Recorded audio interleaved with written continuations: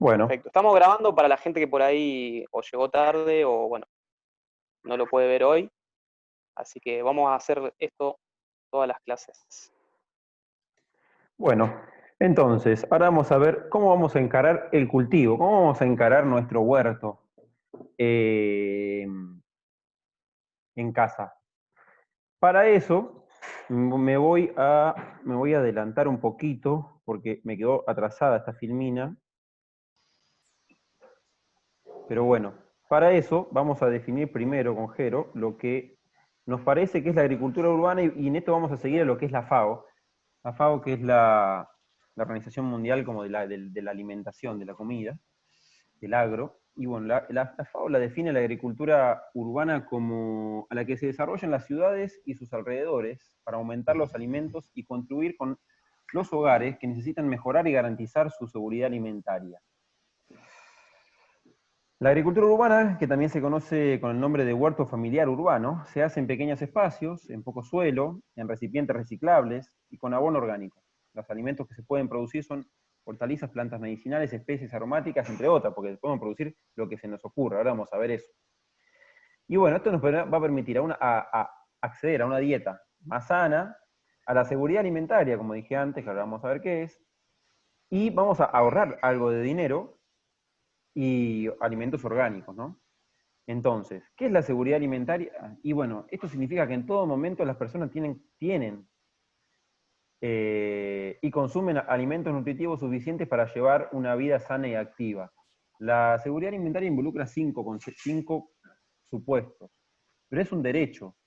Se hizo un derecho humano ya hace más de 20 años, pero bueno, a veces no se respeta y es esencial hoy que haya seguridad alimentaria. La seguridad alimentaria es algo individual, en cambio la soberanía alimentaria es algo plural, es de todo el pueblo. Pero la seguridad alimentaria es algo individual y algo que se debería cumplir entre todas las personas. Y los alimentos orgánicos, según la FAO, son los producidos sin sustancias químicas o tóxicas. Algunas de estas sustancias son pesticidas que controlan algunas plagas, pero bueno, que es más o menos lo que venimos hablando hasta recién. Pero bueno, no queríamos arrancar sin antes definir esto. Esta filmina me quedó atrasada, pero bueno, queríamos mencionarla igual como para tener en cuenta en el marco que nos vamos a mover con Jero, que como lo dijimos en lo urbano, ¿no? Así que bueno, ahora sí vamos a ver de qué manera vamos a encarar este huerto urbano, de qué forma podemos desarrollarlo. Y bueno, existen huertos intensivos. Bueno, antes de esto, antes de decir que existen huertos intensivos, voy a decir que vamos a ver que vamos a tener gente, personas que tengan patio, puede ser patio totalmente asfaltado o patio con tierra. O que no tengan patio, tengan terraza o tengan balcón, o no tengan ni terraza ni balcón, tengan una pared dentro de su casa que quieran cultivar ahí en un pequeño espacio de forma vertical. Esto que vamos a mencionar ahora de huerto intensivo se cumple para todas esas formas de cultivo, o sea, en tierra, en pared, en balcón, en terraza, en maceta, como se queda. Porque un huerto intensivo es aquel que nos permite consumir de manera diaria plantas que nos van a beneficiar de forma de darnos nutrientes esenciales como vitaminas y minerales. O sea, son aquellas formas de cultivar que nos van a dar en instantáneo, el día a día. Por el contrario, tenemos la chacra, que esto sí se va a cumplir solo para aquellas personas que tengan espacio de tierra. La huerta tipo chacra es una huerta mucho más grande, bastante más grande, donde vamos a cultivar plantas que son en general rústicas y también mucho más grandes que las de huerto intensivo, y tienen que ver más con generar plantas que no den proteínas, grasas e hidratos de carbono en gran cantidad.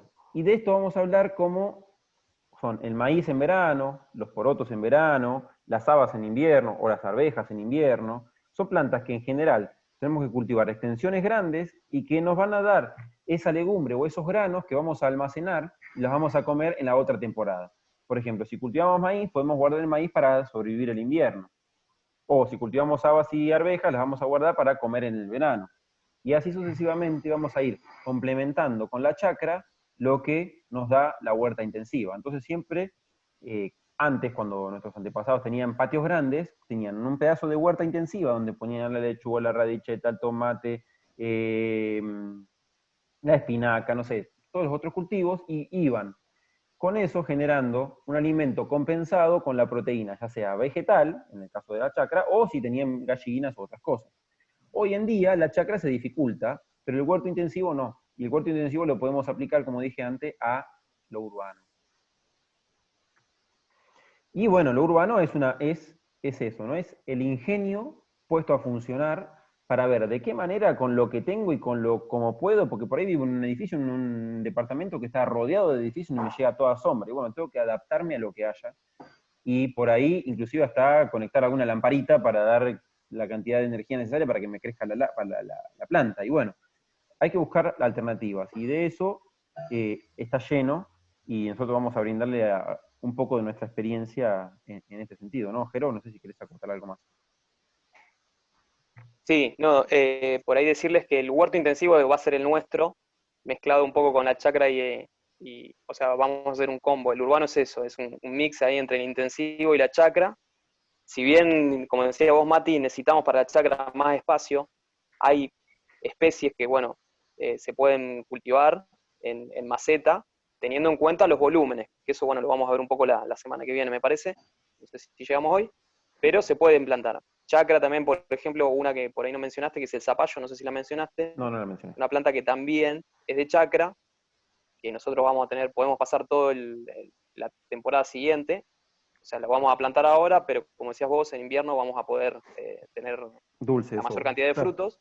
Exactamente, y bueno, ahí está el desafío de cultivar las cosas de chacra en un lugar más urbano, con menos condiciones, digamos, de terreno, por decirlo. Exactamente. Eh, Así que bueno, es un poco, como decías vos, el ingenio y ver estos parámetros que vamos a ver ahora, Totalmente.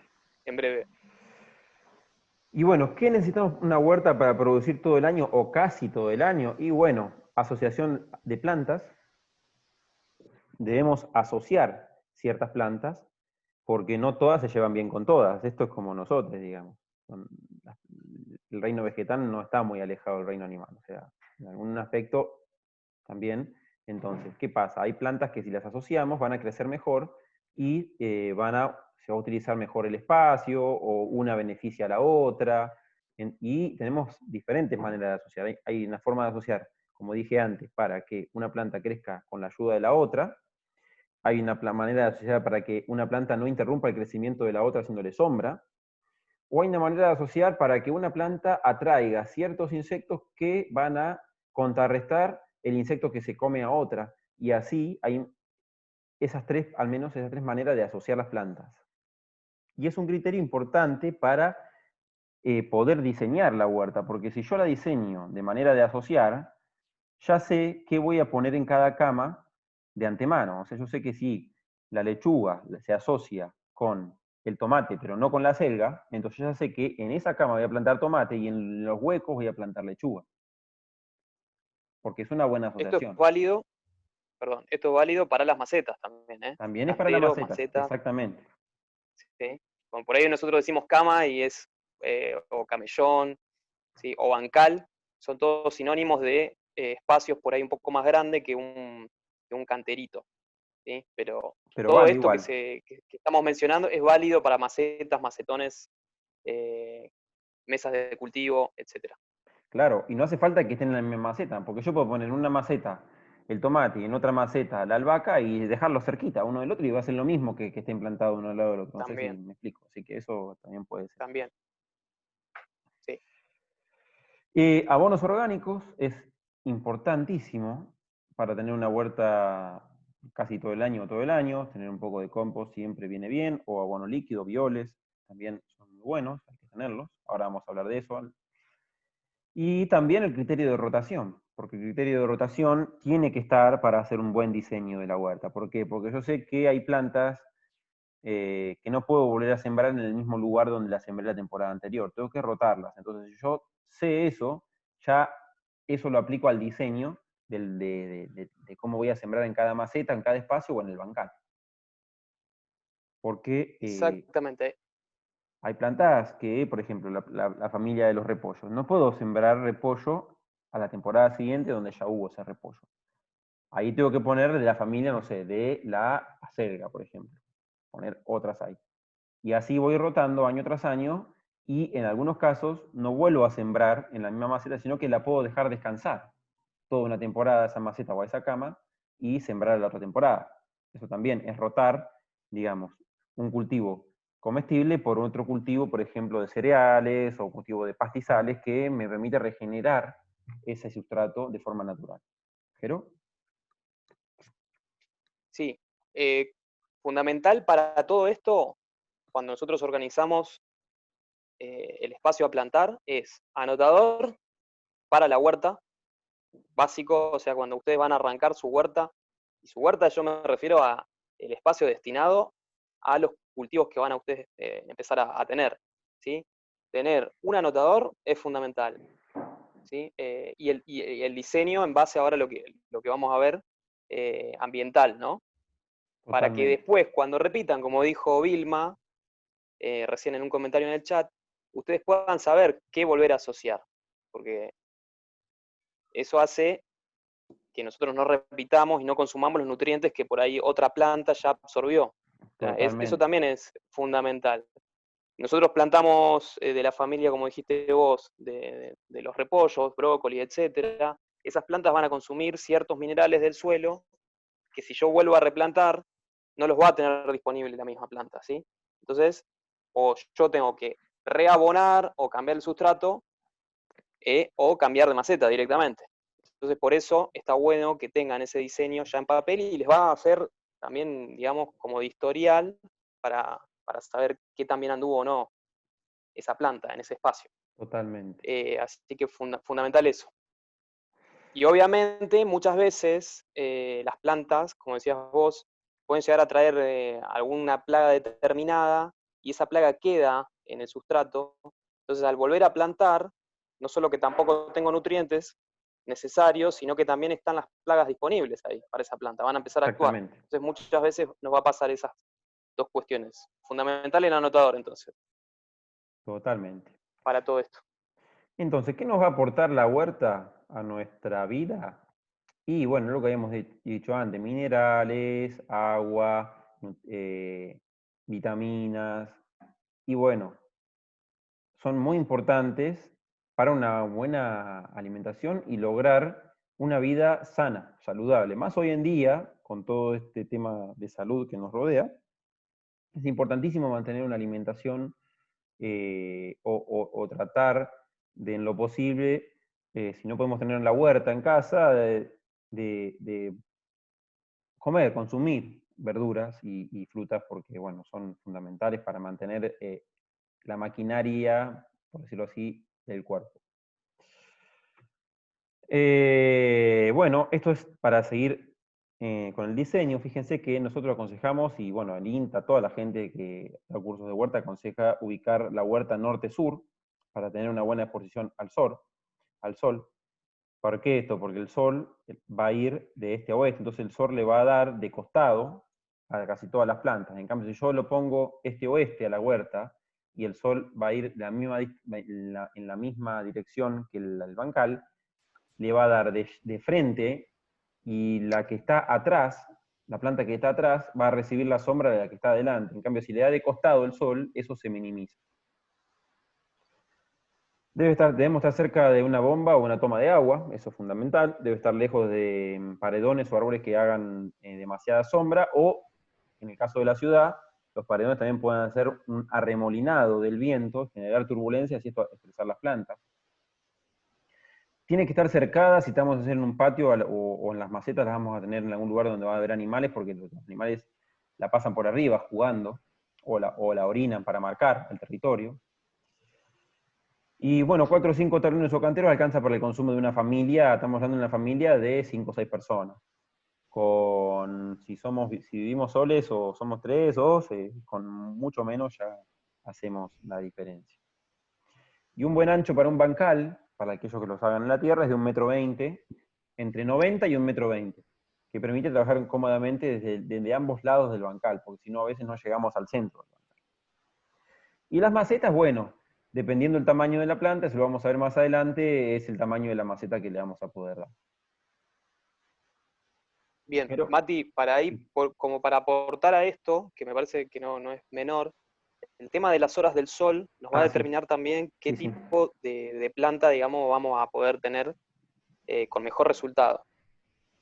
Eh, para tener plantas de fruto con una buena cantidad de frutos, vamos a necesitar por arriba de 5 horas de sol. O De sea, sol nosotros directo, si ¿eh? vamos a plantar de sol directo, sí. O sea, si nosotros tenemos pensado plantar, ahora que estamos en temporada, no sé, pepino, tomate, zapallo, Morrón. maíz, morrón, berenjena, todas esas que van a dar fruto, que vamos a comer, necesitamos tener mínimo de 5 horas para arriba para que puedan fructificar bien, o sea, para tener una calidad en el fruto. Por debajo de esas horas, puedo llegar a tener resultados, no van a ser tan buenos, pero ya va a disminuir muchísimo, ¿sí? El rendimiento.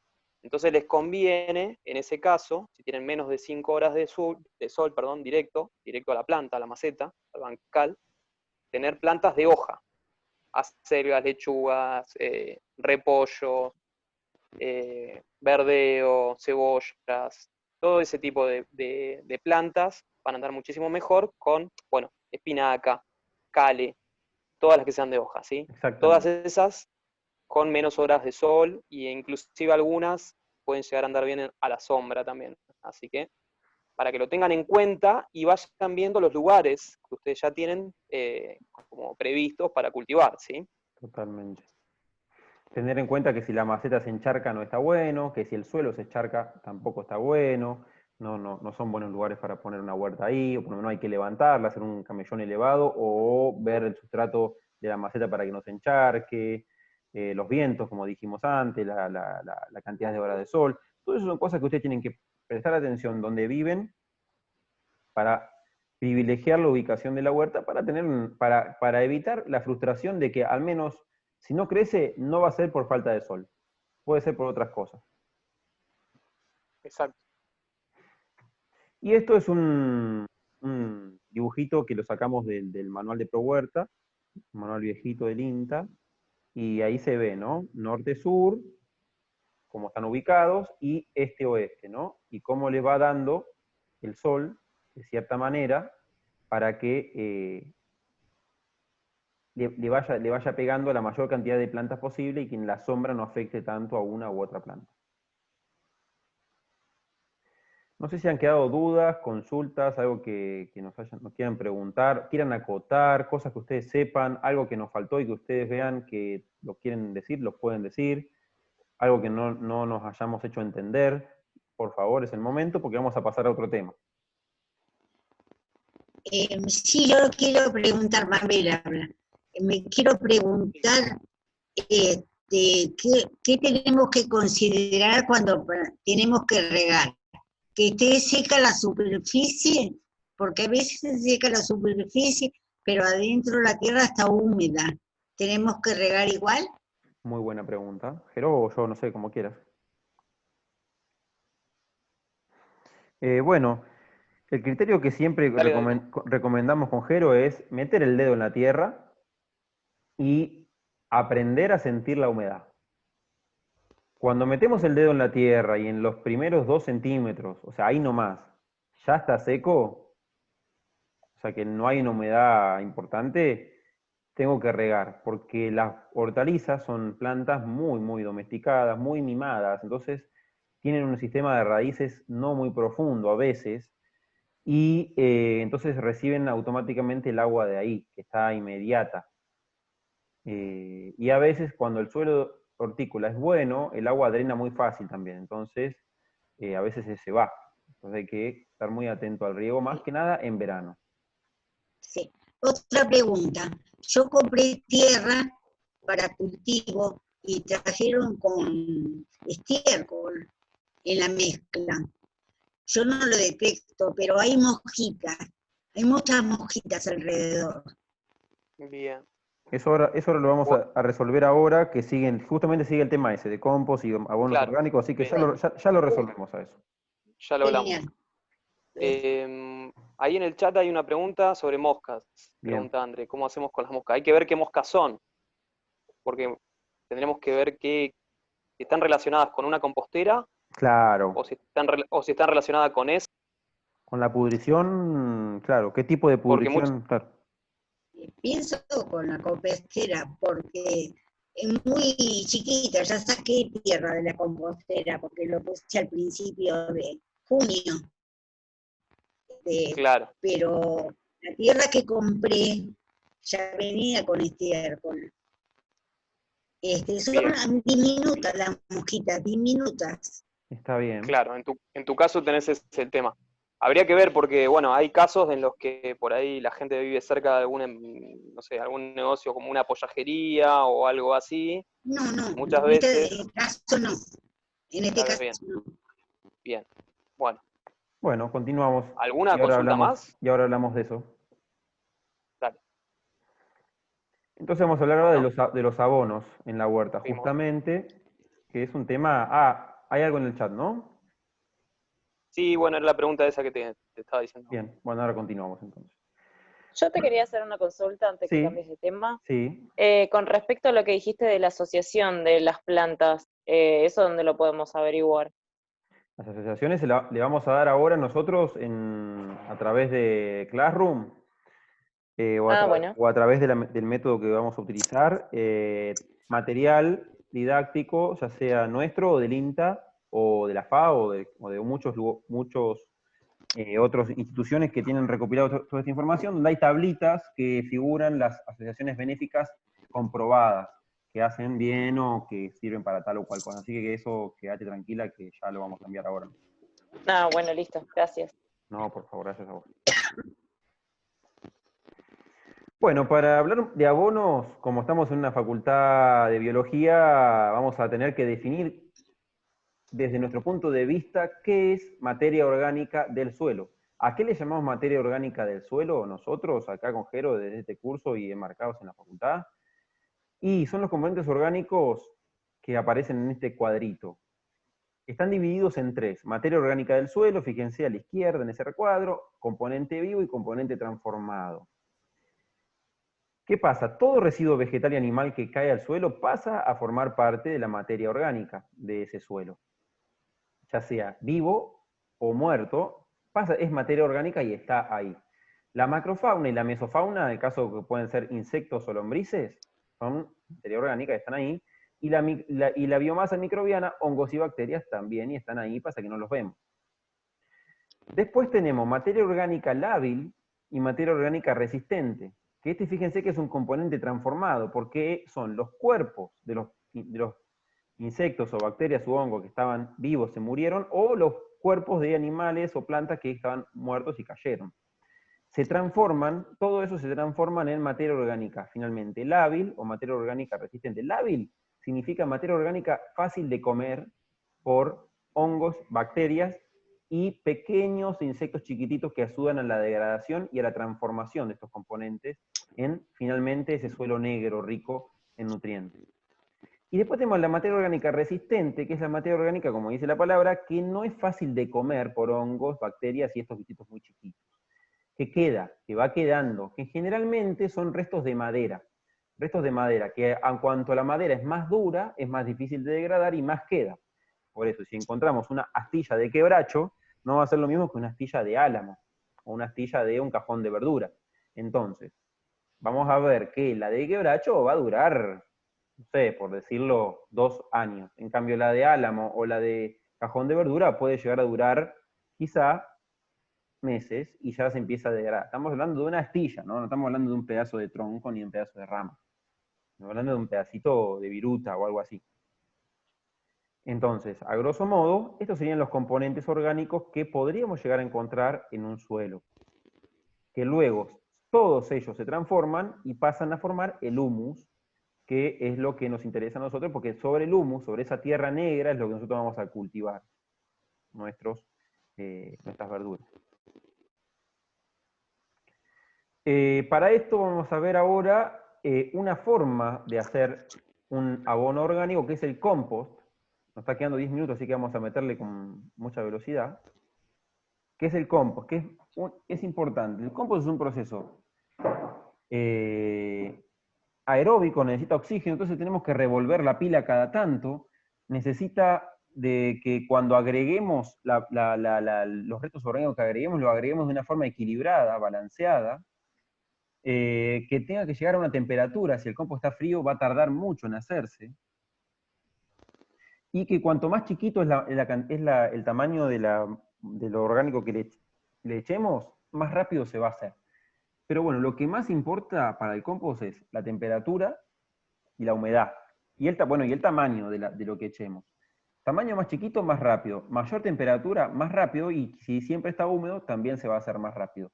Si no logramos mantener algunas de estas cuestiones, se va a hacer muy lento el proceso, y estamos hablando de que, por ejemplo, en La Plata, un compost con lombrices se hace en 6 meses más o menos. Sin lombrices se va a hacer en 8 o 9 meses. Y si no tenemos ni lombrices y no levanta temperatura, o sea que no llega a una temperatura que vamos a ver de 40 grados, 35, se me va a tardar, de 6 meses puede llegar a tardar hasta 2 años en hacerse bien.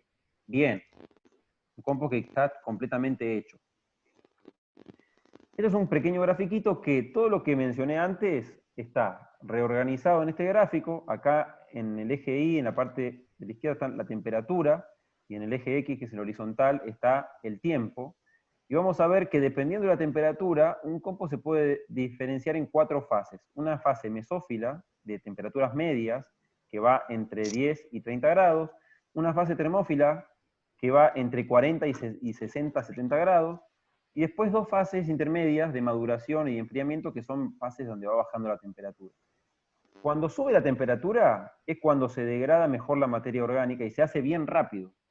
Si no sube la temperatura, vamos a estar parecido, casi igual, a lo que ocurre en la naturaleza, que caen los restos orgánicos al suelo y en 100 años, no sé, toda esa materia orgánica que va cayendo se va formando en un suelo negro. Y si tenemos buena humedad y buena temperatura, como en la selva misionera, esa materia orgánica se degrada tan rápido que automáticamente pasa a ser parte de los árboles de las plantas que crecen.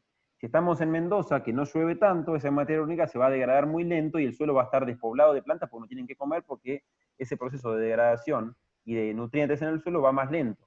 Si vamos a Ushuaia, el frío que hace que sea aún más lento. Por más que haya materia orgánica, por más que tengamos bosques, por más que haya humedad en Ushuaia, el frío hace que se enlentezca todo. Entonces, fíjense lo importante que es la humedad, la temperatura en el proceso de compostaje y que hay que mantenerlo. O sea, si no tenemos buena temperatura, vamos a hacer que el proceso sea más lento, pero solamente eso. Al fin y al cabo vamos a terminar teniendo compost. Y bueno, esta es una tablita con los porcentajes de nitrógeno, de fósforo, de potasio, de lo que puede aportar los diferentes tipos de estiércol. Esto fue sacado de internet. Acá abajo están los datos de donde lo sacamos, así que esto lo van a tener como material ustedes para verlo. Y esta es una tablita de la relación de carbono-nitrógeno. Acá yo antes mencioné que la relación ideal de carbono-nitrógeno para iniciar un compost es de 30:1. ¿Qué significa esto? Que tiene que haber 30 partes de carbono por una de nitrógeno. El carbono es el componente esencial de cualquier ser vivo, y el nitrógeno es el componente de las proteínas, lo que tiene la carne en nuestro caso, y en el caso de las plantas, es lo que tienen muchas sustancias que la planta produce. ¿Qué pasa? Esta relación está tabulada, se sabe, hay cálculos, hay gente que se dedicó a hacerlo y están en internet. Y fíjense que... Las vamos a pasar, Mati. Vamos a pasar esta tabla, y si no la pueden buscar por internet también y nos pueden consultar Sí. qué nos parecen esas tablitas. Pero bueno, fíjense la paja. Tiene entre 75 y 150 partes de carbono por una de nitrógeno. Y nosotros dijimos que era 30:1 la relación ideal. O sea que si tenemos paja en nuestro patio y queremos hacer compost, tenemos que agregarle algo que agregue nitrógeno. Por ejemplo, residuos vegetales, que están acá, que tiene 12 de carbono por una de nitrógeno. Esto que estoy mencionando ahora es si nosotros somos verdaderamente exigentes y queremos tener un compost perfecto. Si no nos interesa eso, mezclamos lo que tenemos y lo hacemos como podemos y no pasa nada. Nosotros tenemos como el deber de darle la información para que ustedes tengan y sepan que lo pueden hacer de forma perfeccionista. Ahora, si no quieren hacerlo de forma perfeccionista, lo hacen normalmente y no pasa nada, ¿eh? No se asusten, por Yo favor. para aportar, Mati, Sí. para aportar a eso, Sí. con lo que tengan de los residuos orgánicos, primero empieza la separación en las cocinas, ¿no? Esto, van a Sí. tener que tener un tacho que sea exclusivamente para recuperar las cáscaras, la yerba mate, etcétera. Todo eso va a ir a un tacho. Ese tacho yo lo voy a poner en mi compostera. Infinidad de modelos de compostera, que lo vamos a ver la clase que viene, donde ustedes pueden depositar eso. el concepto para lo que es compost es, digamos, que tener mayor cantidad de residuos orgánicos me va a mejorar el resultado final. Entonces, para hacer un balance, como el que decía Mati, yo también tengo que tener nutrición, básicamente, de diferentes residuos. Entonces, cuanto mayor diversidad en mi dieta tenga de origen vegetal, el compost final, digamos, lo que yo voy a obtener, sea de lombriz o sea sin lombrices, va a ser mucho más nutritivo, más rico para las plantas, por este aporte que le demos nosotros. Entonces es importantísimo eso, que lo tengamos en cuenta. Después, para balancear, materia seca, puede ser paja, puede ser cartón sin tinta, esas son cosas que nosotros podemos utilizar para balancear el carbono, para balancear la humedad también, ¿sí? Que se le dice agregar materiales secos. Claro. Con esto, puede ser paja, puede ser algún tipo de hoja, no de pino, pero sí de alguna otra planta, hojas secas. Eso va a hacer que nosotros balanceemos nuestro compost. Totalmente. Esto es todo un mundo, ¿no? Digamos. O sea, no podemos por ahí ahora contarles todo el compost, pero les hacemos un resumen de esto. Aparte, tengan en cuenta que en un mes vamos a lanzar un curso de compostaje que habla solo del compost, o sea que estamos resumiendo muchísimo con Jero, la verdad. Pero bueno, sepan que se pueden prender en un mes al curso de compostaje que va a ser gratuito.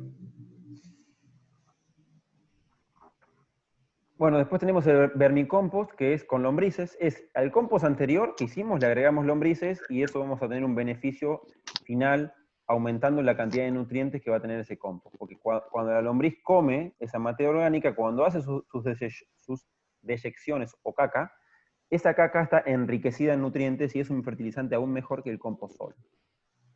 Después tenemos el compost líquido biol, que se hace en biodigestores o en envases, que es un compost que se hace, en realidad no es un compost, sino que es un biol, no tiene nada que ver, ¿sí? Y se hace a partir de meter en un recipiente diferentes componentes y se larga un líquido que lo voy a regar o lo voy a aplicar con un aspersor directamente en las hojas. Mati. Sí. Perdón. Sí.